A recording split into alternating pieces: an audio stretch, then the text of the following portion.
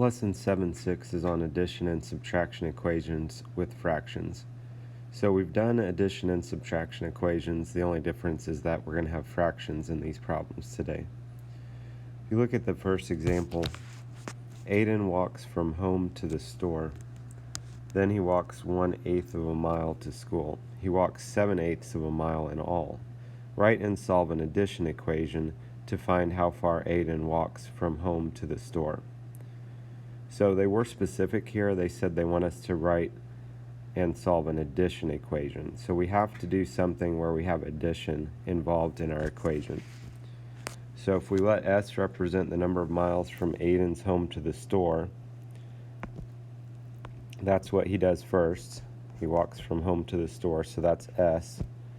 And then also he walks 1/8 of a mile to school. So that's the plus 1/8.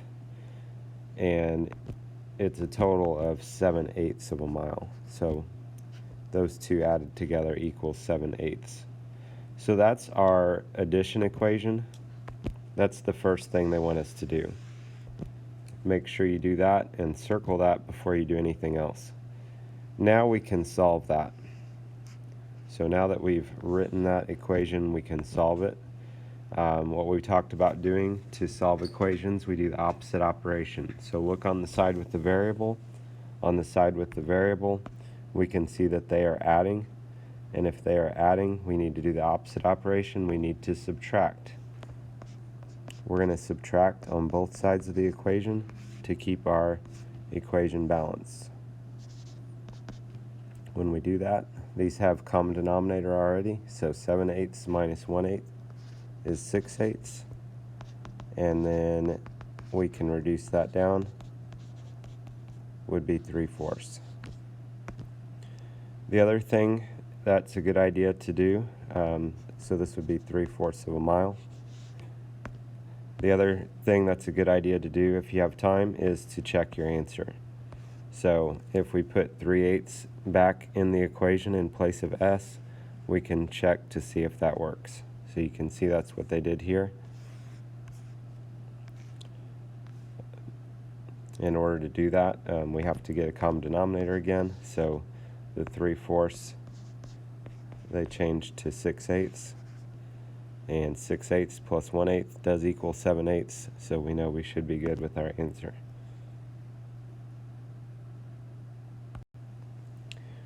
Look at the practice number 1.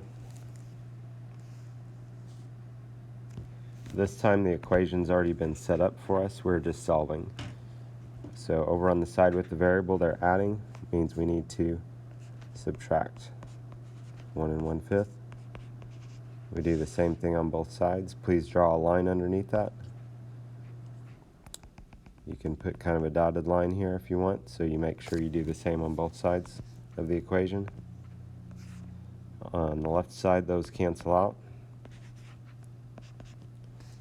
On the right side, in order to subtract, we need to get a common denominator. So our common denominator, check your bigger denominator, which is 10, and we can multiply 5 by 2 to get 10. So 10 would be our common denominator. I'm just going to rewrite the problem over to the side here. So 2 3/10 minus 1 2/10. And if you subtract that, 3/10 minus 2/10 is 1/10, and 2 minus 1 is 1. So my answer is 1 1/10, and we can't reduce that, so that would be our answer. In order to check that, we could just substitute that back into the original equation.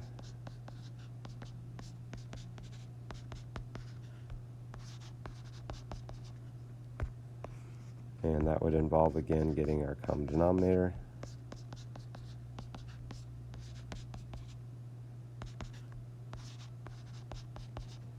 And those are equal, so we know we have the right answer.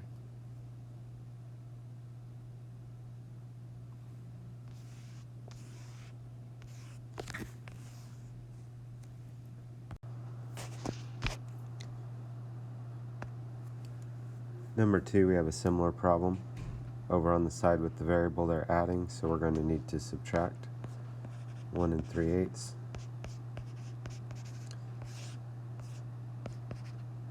Those cancel.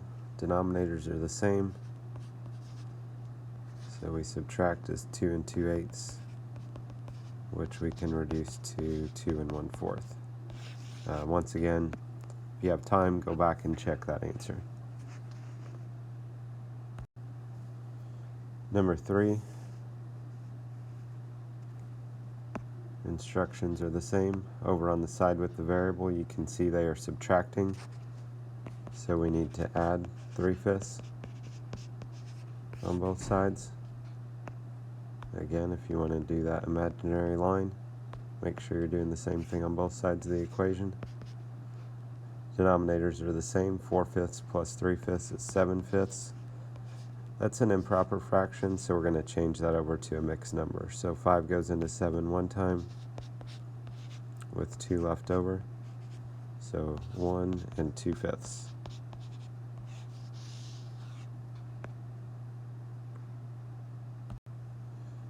Moving to number 10.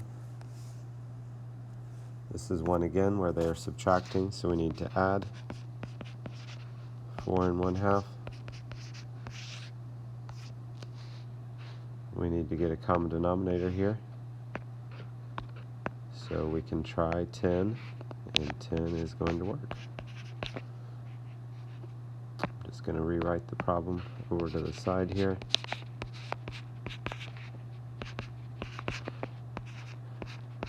Make sure you watch on these problems. We're going to be switching back and forth between adding and subtracting, so just make sure you do the right operation there. So this would be 17 12/10. 12/10 is an improper fraction. So this is like 17 plus 12/10. So 12/10.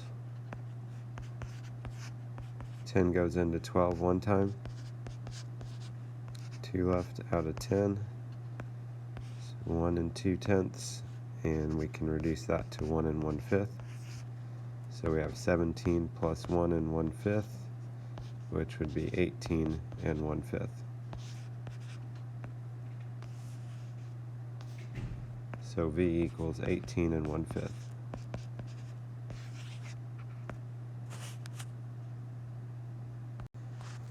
Number 15, Gazelle used 2 1/4 pounds of clay to make a model for science class. She has 1/2 pound left over. How many pounds of clay did Gazelle have before making the model? And it says write and solve a subtraction equation.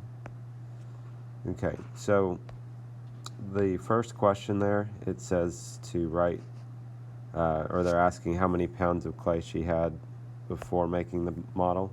So that's going to be our variable.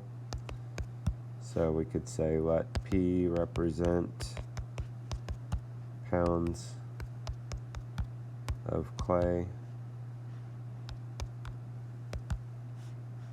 before making the model.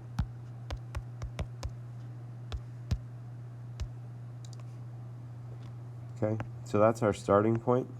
So we start with P pounds, and then if we use 2 1/4 pounds, that means we're going to be subtracting 2 1/4 pounds, and then that's equal to 1/2 pound left over.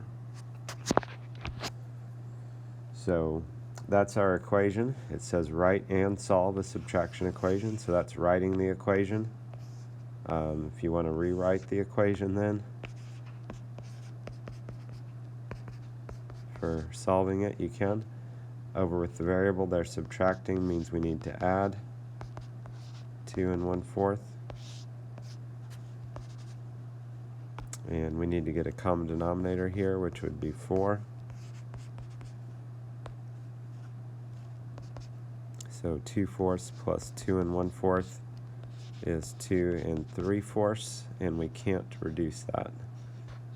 So P equals 2 3/4 pounds is how much they started with. This gives you an idea of how to solve addition and subtraction equations with fractions. Have a good day.